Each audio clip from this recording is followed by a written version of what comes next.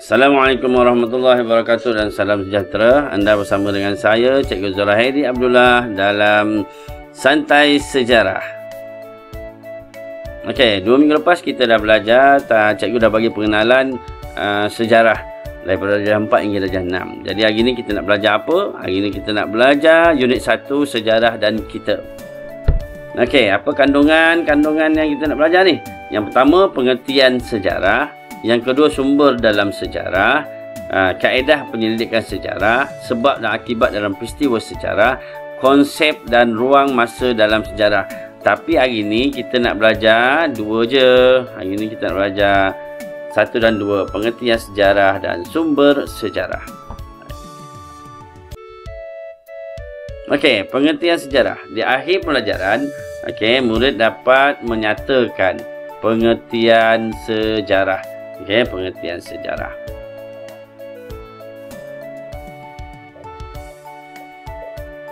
Muka cikgu adang pula ya. Okey, cikgu larikan kat sini. Okey, pengertian sejarah.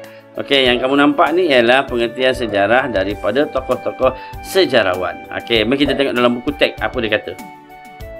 Okey, ni daripada buku teks sejarah. Kenapa saya ingat ni cikgu? Konon nak lawa. Dah susah nak baca kan? Boleh kan? Okey, tak apa. Sejarah ialah peristiwa yang benar-benar berlaku pada masa lalu. Kalau dia tak berlaku, maksud dia dongeng. Cerita pasal naga berterbang tu, itu semua dongeng. Tak pernah berlaku. Dan dia mesti berlaku, okey. Pengertian sejarah. Betul, apa lagi dia kata tu? Pengertian sejarah perlu diketahui supaya kita mudah memahami peristiwa sejarah. Okey, peristiwa sejarah kita kena faham, bolehlah kita faham, dan yang paling penting kita boleh ambil iktibar ataupun jadikan sebagai panduan di masa akan datang. Okey, jadi kita terus kepada apa kata-kata sejarawan ni. Yang pertama sekali Herodotus. Okey, Herodotus. Apa dia kata? Sejarah merupakan penceritaan tentang tindakan manusia dan sebab-sebab mereka melakukan. Sejarah merupakan penceritaan tentang tindakan manusia dan sebab-sebab mereka melakukan. Kamu kena ingat gambar ni. Kadang-kadang soalan keluar gambar tapi tak sebut nama. Kamu kena tahu. Okey, Ibnu Khaldun. Ini tokoh sejarawan Islam yang hebat. Okey, sejarah membicarakan tentang peradaban manusia dan perubahan yang berlaku. Ibnu Khaldun kata, sejarah membicarakan peradaban manusia dan perubahan yang berlaku.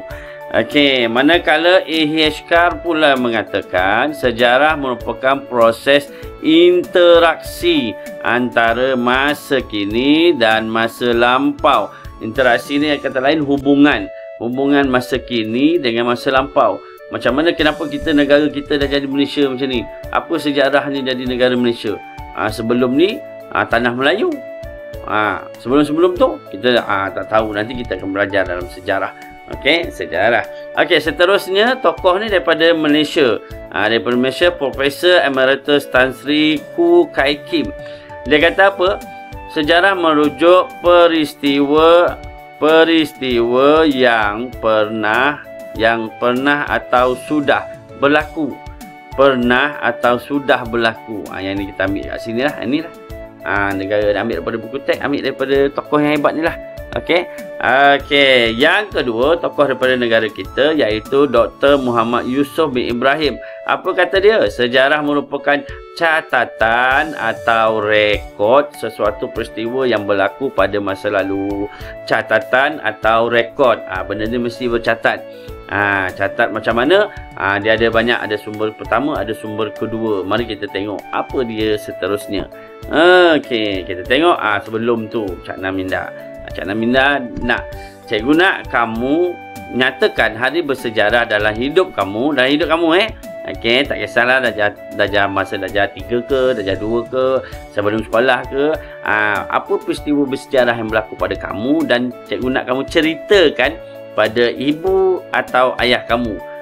Supaya cerita kamu ni akan nanti selang lagi lama sikit, kamu cerita balik supaya menjadi sejarah ingatan kepada kamu sampai sekolah, sampai besar nanti. Oh, inilah sejarah kamu masa kamu sekolah, masa kamu belajar, masa kamu budak-budak ataupun kanak-kanak kan.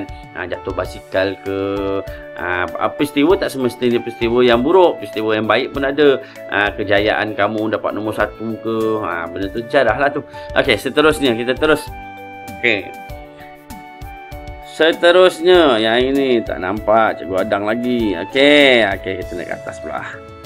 Okey, sumber dalam sejarah. Di akhir pembelajaran kamu akan mengenal pasti sumber dalam sejarah. Okey, mengenal pasti sumber dalam sejarah. Okey, kita ada 2 sumber dalam sejarah. Mari kita tengok apa tu.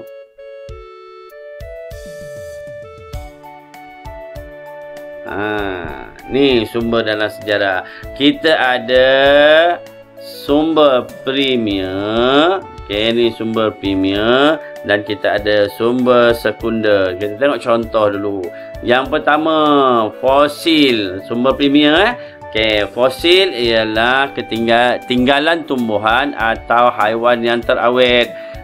Ni gambar dinosaur ni.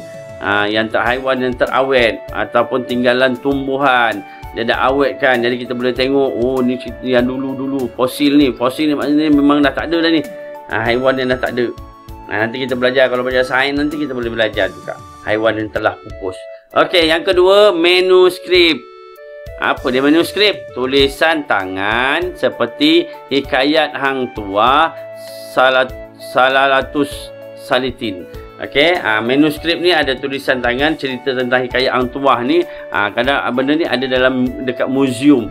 Okey, catatan hikayat ni. Okey, seterusnya, artifak, barang hasil ciptaan manusia seperti alat batu, tembikar, senjata dan duit siling. Tapi ciptaan manusia pada dulu, zaman dulu. Kalau setakat hari ni punya, contohnya meja, hari ni punya meja, tu tak boleh pakai, itu bukan artifak. Artifak ni mesti barang lama. Okey, seterusnya, dokumen rasmi. Okey, dokumen rasmi ni mengandungi catatan tentang peristiwa sejarah yang telah berlaku. Contohnya macam mana telah dinamakan Malaysia. Sejarah dah jadi sejarah. Singapura keluar daripada negara Malaysia. Jadi benda tu jadi ada catatan rasminya. Manakala sumber sekunder terdiri daripada buku, majalah, akhbar dan risalah. Ini banyaklah ni. Tapi yang paling penting mesti cerita berkaitan perkara yang telah berlaku, yang benar-benar telah berlaku, baru dinamakan sejarah. Okey, kita tengok apa cakna dia ni. Cakna minda. Apa maksud sumber primer dan sumber sekunder? Cikgu bagi contoh je. Maksud dia? Mari kita tengok. Okey, sumber primer. Primer ialah sumber. Primer juga dikenali sebagai sumber pertama. Sumber primer berada dalam bentuk asal dan belum diolah. Contoh sumber primer ialah fosil, manuskrip, dokumen rasmi dan artifak. Yang ni tadi kita dah tengok kan. Maksud dia bentuk asal. Bentuk asal macam tumbuhan tadi dia awet. Bentuk asal dia. Bukannya gambar, bukannya ni. Yang itu bukan. Ada gambar ke, itu bukan. Dia mesti bentuk asal yang belum diolah. Kadang-kadang ada orang jumpa tinggalan zaman dulu. Itu semua adalah bentuk asal. Okey, mari kita tengok sumber sekunder pula. Okey, sumber sekunder. Sumber sekunder ialah penulisan yang dihasilkan daripada sumber asal. Penulisan, maksud dia ini dah buku majalah ni. Maksud dia ialah apa yang diceritakan. Penulis buku atau majalah ni, dia yang menyaksikan sendiri sumber primer. Contoh dia macam fosil tadilah. Dia jumpa fosil, tumbuhan yang telah diawet, jadi dia cerita, tulis dalam buku. Itu adalah dinamakan sumber sekunder. Okey, boleh faham Maksud dia yang prima ni asal, tak ada ubah apa-apa. Yang kedua ni ialah sekunda ni ialah penceritaan semula berdasarkan pada yang pertama tadi. Okey, itu saja untuk hari ni. Okey, cikgu ada quiz kat sini. Kamu boleh nanti cikgu bagi link quiz dan jawab soalan. Jumpa lagi. Assalamualaikum warahmatullahi wabarakatuh.